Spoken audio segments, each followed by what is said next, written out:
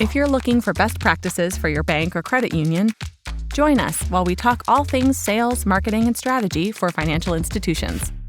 Let's make it happen with FiGrow Solutions. Hi there. I am Meredith Olmstead, CEO and founder of FiGrow Solutions. We are a digital marketing and sales consulting agency, and we work exclusively with banks and credit unions. And I am here with our inbound marketing manager, Rebecca Gwaltney. Rebecca, say hi. Hi, everyone. So Rebecca is joining us today on our podcast for the first time. And I asked her to come in and join us because we were just having a really, what I think is an interesting conversation about image alt tags. Now, it sounds kind of dumb and very technical, but I will say this, it can really make an impact for your bank or credit union. So I told her, I was like, let's pause, let's hit record on this conversation and talk about it so we can share it with our listeners. So generally, image alt tags are basically the image tag that goes with every image on your website that tells Google what that image is about, basically. And so it's important because number one, it tells Google what images are. So that Google scrolls those image alt tags and can actually read that text, and it gives them more context, gives the robots or that scroll your website for Google, gives it more context about what the content on your web page is about, but also super duper important for ADA compliance. Okay. So basically, if you don't have alt tags in place, or they don't do a good job of telling the person, the user, what the image is, it can be a problem with, like, if they are, hearing, or if they can't see, or that, they're using a screen reader and it will skip them because it doesn't give them, enough information. So basically, it's really important for Google and for ADA compliance to make sure your alt tags are done correctly.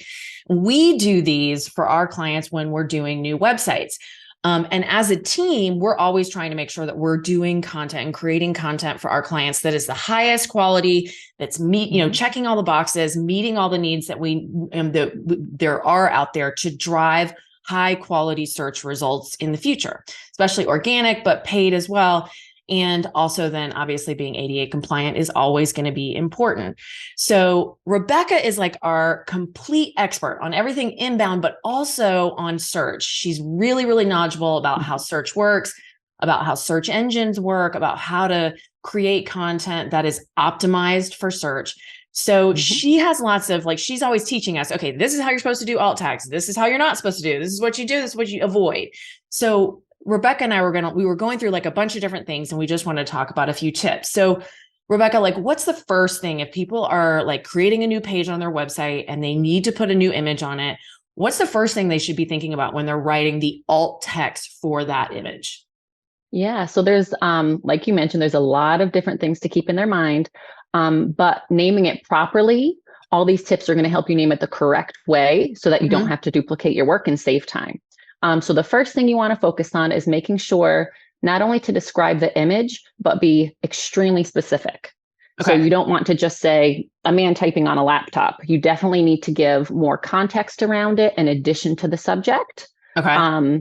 Just to make it more thorough and to be practical for those screen readers. Gotcha. And when you say more specific, you kind of want to try to tie it in to the product line or the expertise that the institution is trying to, give insight to on that web page, right? Absolutely. Yep. Okay. So not only the topic of the page, but keeping in mind the keywords. So if you're trying to rank for auto loans per se on the page, you want to try to tie that in without forcing it. So a woman signing auto loan application at your specific financial institution, while sitting at a desk is way more, close to what Google would like to see versus woman at desk. Gotcha. Okay. And also then it gives, it kind of attaches the image to the product that you're trying to kind of be the expert on for Google's in the sense of making people think that you have just we're all of this is basically working to try to increase your domain authority around your product or service area, basically. So that's like telling Google, hey, we know what we're talking about. Pay attention to us. Show people this information in the future. All right. So now I remember the other thing is that alt text can't be super long. So it needs to be about 125 characters or even shorter. Is that, and I think that's even a little bit shorter than a meta description, but like one sentence basically is like a good guideline for that, right? Yep, absolutely. So meta descriptions, I think, are 155 in terms of characters. So this is slightly shorter. Okay. But screen reading tools will tend to chop it off after 125 characters. Okay. So you can always use either Google Docs, copy and paste it in there to check your character count, or even Word has their own tool. Okay. So for grammar and to make sure that everybody gets the full description, that's definitely the way to go. Okay. And I know that like a lot of times, like when we go in with clients and look at alt text, sometimes what we'll see is that they will have like stock image names or numbers, a length of numbers in their alt tags. Or they might have like picture of or image of, and then whatever the picture is. Those things you're saying we should remove, right? Right. Yep. So even as early as uploading the image the first time, if you have an image file name that's big stock with a list of numbers or image of laptop, a lot of the content management systems will input that image name incorrectly into the alt text space. So naming them properly at the beginning will help save you time. And then in case you do forget that step or don't clarify that step, you'll be 2 steps ahead when it comes to Google search. It'll save you time. Okay. So also like in terms of keywords, and I know this is something that we talk a lot about when it comes to content down the page on websites, how do you choose or how do you structure the use of keywords for alt text? Like, to make sure that it's working well for Google and it's not like setting off any alarms or anything for them? Right. No, super good question. So a lot of times you do want to use the keywords, but you want to use them sparingly. Okay. Another good tip is to try to have it towards the front of the image alt text because it just shows that it's more powerful and it's the correct link between not only the content and the image itself. So definitely sparingly. You don't have to shove them in unnaturally because, as you said, that would be a red flag. Okay, cool. And then I know, so we're not supposed to cram it in. Like you don't want to have like 20 different keywords on a page, or over and over and over and over again, because that just shows, it almost reads to Google like it's spam. Right. And then also like you don't actually have to have alt text for every single image. So like if there's like a decoration, like a wave or like something that's like little icons that have really no impact on the user experience on the page or the content, you can skip those. They don't have to have alt text to them. Right. And then they need to be grammatically correct, like spelling, punctuation, all of that. Like it needs to read like a proper sentence, right? 100%. Yep. It's as if someone were reading it out loud to you. They're going to need to know when to pause and when a new thought starts. So It definitely matters. What do we do about like logos or things that are really branded elements on pages in terms of alt text? Yep. No, that's a great question too. So typically you'll want to have where the logo is going to be taking the user. So for example, on our website with Figro, our Figro logo would say Figro_home. Just to indicate where the direction is taking them. But like you said, if it's just an image of words that are duplicated next to it, you wouldn't necessarily need an image alt tag for that. But logos, the destination would be what you would feature in that. And so, Rebecca, if you're like working with a new client or somebody who comes in and they say like, we want to clean up our SEO on our website. Right. Do you recommend that they go back in and try to fix all of their images, like all the alt text for their entire website? Right. Very good question. I think the most important fact would be learning how to do it correctly and going forward. Okay. I think naming them correctly going forward would be helpful. Making sure you're including the image alt text is definitely where you start.